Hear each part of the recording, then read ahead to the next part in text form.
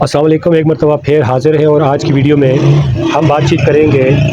ایک بہت ہی اہم قانون شہادت کے ٹاپک کے بارے میں، اور یہ ٹاپک ہے بیان مرگ الموت یعنی ڈائنگ ڈکلریشن۔ ڈائنگ ڈکلریشن کیا ہے، اس کو کون سا قانون ڈیل کرتا ہے، سیکشن آف لاء کیا ہے اور اس کے حالات و واقعات کیا ہے کہ اس کو ڈائنگ ڈکلریشن کو بطور ثبوت کسی کیس کے اندر استعمال کیا جا سکتا ہے۔ بیسیکلی ڈائنگ ڈکلریشن کو ڈیل کرتی ہے قانون شہادت کی آرٹیکل 46۔ آرٹیکل 46 کے مطابق کسی بھی شخص کا وہ بیان جو اس کے مرنے کے بعد سامنے آئے تو اس بیان کو آرٹیکل 46 یہ کہتا ہے کہ یہ ریلیونٹ بیان ہے۔ لیکن یہ کیسے ریلیونٹ ہوگا، اس کے لیے مختلف کنڈیشنز بتائی ہیں اس آرٹیکل نے کہ کسی بھی شخص کا کوئی بیان اس کے مرنے کے بعد، جب اس نے مرنے سے پہلے کوئی بیان دیا ہے تو جب وہ بندہ مر جائے گا تو اس کا یہ بیان اب کسی کیس کے اندر ریلیونٹ ہوگا۔ تو اس کے لیے کیا کنڈیشنز ہیں اور ایسے کون سے حالات ہیں کہ جن میں ایسے بیانات کو ریلیونٹ بیانات کہا جائے گا کریمنل یا سول ٹرائل کے اندر۔ تو ایسے حالات میں پہلی جو حالت ہے وہ یہ ہے کہ جب بھی کوئی شخص مر جائے اور مرنے سے پہلے اس کا کوئی بیان ہو اپنی موت کے بارے میں کہ مجھے کس نے کیسے کیوں اور کن حالات میں قتل کیا ہے، تو یہ بیان جو ہے وہ ریلیونٹ کہلائے گا اس شخص کی موت کے حوالے سے۔ اسی طرح اگر کوئی شخص گم ہو گیا ہے اور اس کا کوئی اتا پتہ نہیں ہے، لیکن گمشدگی سے پہلے اس کا کوئی بیان کسی فیکٹ کو لے کر سامنے آتا ہے، تو پھر وہ بیان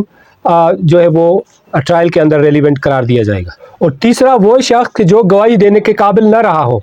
وہ پاگل ہو چکا ہو، وہ بول سن نہ سکتا ہو، تو ایسے شخص کا پہلے والا جو بیان ہے وہ بھی ریلیونٹ مانا جائے گا، باقی حالات و واقعات کے ساتھ ملا کر اس کو بھی کنسیڈر کیا جائے گا آرٹیکل 46 کے حوالے سے۔ اور چوتھی حالت یہ ہے کہ جب کسی شخص کا ملنا محال ہو اور جس پر پیسے کا ضیاع اور وقت کا ضیاع ہو، تو ایسے شخص کا بھی پہلے والا جو بیان ہے جو اس نے گمشدگی سے پہلے دیا ہو تو وہ بھی ریلیونٹ بیان سمجھا جائے گا۔ یعنی آرٹیکل 46 یہ 4 قسم کے حالات بتاتی ہے کہ جب کوئی شخص مر گیا ہو، گم گیا ہو، وہ گواہی دینے کے قابل نہ ہو، لیکن اس کے جو پہلے کے پریویس سٹیٹمنٹس ہیں، خواہ وہ زبانی ہیں یا وہ ریٹن فارم میں ہیں، وہ کسی ٹرائل کے اندر ریلیونٹ کنسیڈر ہو سکتے ہیں۔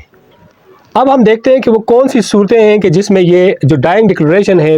بیان مرگ الموت ہے، یہ ریلیونٹ قرار دیا جا سکتا ہے۔ پہلی کنڈیشن پہلے بھی میں نے آپ کو بتا دی کہ ایک شخص جب اپنے مرنے کے بارے میں کوئی بات کہتا ہے کہ مجھے فلاں شخص سے مارا، ایسے مارا، کیوں مارا، یہ سارے جو حالات و واقعات وہ اپنے مرنے سے پہلے کسی کے سامنے کسی ویڈیو بیان میں بیان کرتا ہے، تو یہ ایک ریلیونٹ فیکٹ ہے اور یہ اس ملزم کے خلاف استعمال ہو سکتا ہے۔ دوسری کنڈیشن یہ ہے کہ کسی شخص نے اپنے کاروباری زندگی کے دوران کوئی بات کہی ہو، کوئی بات لکھی ہو، تو ایسی بات بھی اس کے مرنے کے بعد وہ ریلیونٹ فیکٹ قرار پائے گی۔ اور تیسری کنڈیشن یہ ہے کہ یہ سٹیٹمنٹ جو ہے وہ سٹیٹمنٹ دینے والے کے حقوق کے خلاف ہو۔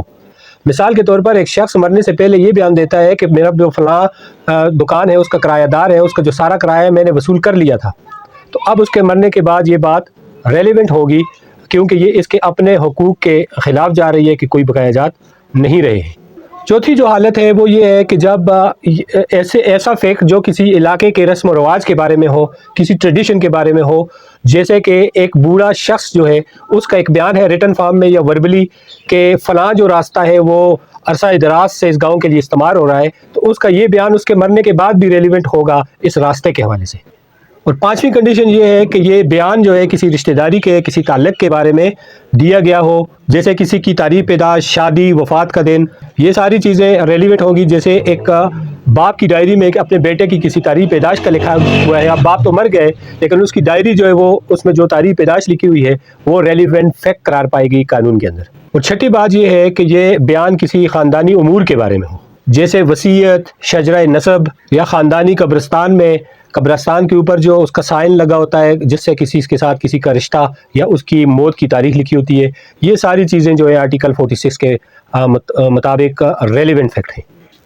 اور ساتویں چیز یہ ہے کہ یہ کسی ایسا فیکٹ جو کسی کاروبار کے بارے میں ہو اور اس پر کوئی تحریر درج کی گئی ہو تو وہ بھی اس شخص کے مرنے کے بعد ریلیونٹ فیکٹ ہوگا۔ اور آٹھواں یہ ہے کہ جب بہت سے اشخاص نے مل کر کوئی ایسی حرکت کی ہو تو وہ حرکت جو ہے وہ ان کی